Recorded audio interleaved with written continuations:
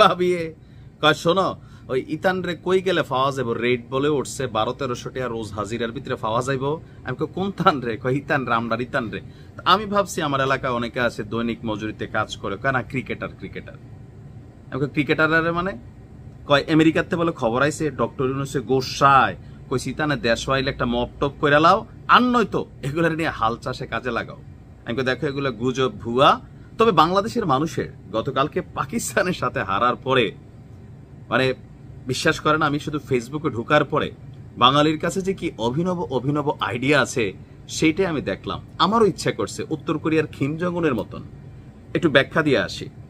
উত্তর কোরিয়ার Kim Jong উন তার দলের খেলোয়াড়রা মানে ন্যাশনাল টিমের খেলোয়াড়রা একবার এরকম এক জায়গায় হাইরে আসছে, আসার পরে সত্যি সত্যি কিন্তু নিয়া ক্ষেতের মধ্যে হাল চাষে লাগাই দিছে যে তোদেরকে তো বেতন দিচ্ছি, মাগনা তো খেলোস না বাবা, তোরা বিদেশ থেকে আসার সময় বউ বাচ্চার জন্য মানে দামি দামি গিফট, তারপর হচ্ছে বিভিন্ন কিছু নিয়ে আসো, দেশের জন্য কি নিয়ে আসো, তোমাদের বেতন ঠিক আছে, সেখানে গিয়ে রাজকীয় হালে খাওয়া দাওয়া, একটা ক্রিকেটারের পিছনে কি পরিমাণ পয়সা খরচ হচ্ছে বুঝেন।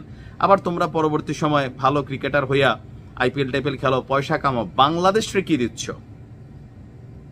পাকিস্তানের সাথে বাংলাদেশের এই হার বাংলাদেশের ক্রিকেট প্রেমীরা কোনোভাবে মেনে নিতে পারতেছে না। তবে আমি মাইনা নিছি, কেন আমি তো খেলাই দেখি নাই, আমি জানি হারবে ভাই, বিশ্বাস করেন।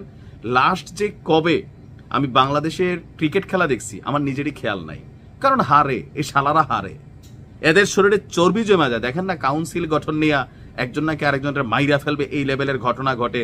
তো এই ক্রিকেটারদের কাছ থেকে আর কি কোনো কিছু প্রত্যাশা আছে? আসলেই কিন্তু নাই।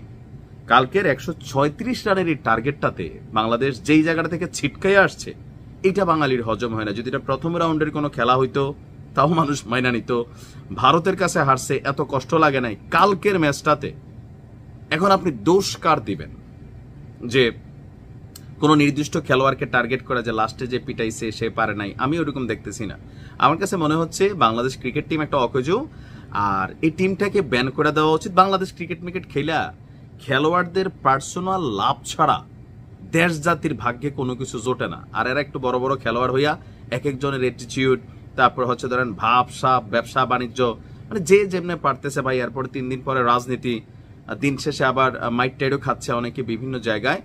সো আমার কাছে মনে হয় বাংলাদেশ জাতীয় ক্রিকেট দল বাংলাদেশে আসার পরে আমরা যে নিউজটা, এটা হচ্ছে একটা কাল্পনিক নিউজ, বাট এরকম হলে নিশ্চয়ই আপনারা খুশি হইতেন যে আমেরিকা থেকে রাগের ছোটে ডক্টর ইউনূস সবাই বরখাস্ত করে দিছে। হেডলাইন এটা দিছি আর কি, মানে মনে হয়েছে যদি এরকম হইতো, অথবা উপদেষ্টা আসিফ যেভাবে ইশরাকের মেয়র পদ আটকায় দিছে, এরকম যদি একটা ঘোষণা টোষণা দিয়া যে দেশে আসলে সবগুলারে নিয়ে রংপুর টংপুর, হ্যাঁ পরিচিত এলাকা, ওদিকে নিয়ে হাল চাষ টাল চাষ করাইতো, ভালোই লাগতো। কেমন লাগতো যে ধরেন আমাদের কেন্দ্রীয় টিম হাল চাষ করতেছে, আগাছা বাঁচতেছে, আর রংপুরের স্থানীয় কৃষকরা ডাকতেছে বাহে, ভালোই লাগতো নাকি?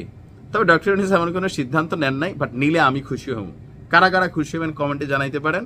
ভালো থাকুন। মুসলিম ভাইয়ের বউর পক্ষ থেকে লাল গোলাপ শুভেচ্ছা। আসসালামু আলাইকুম।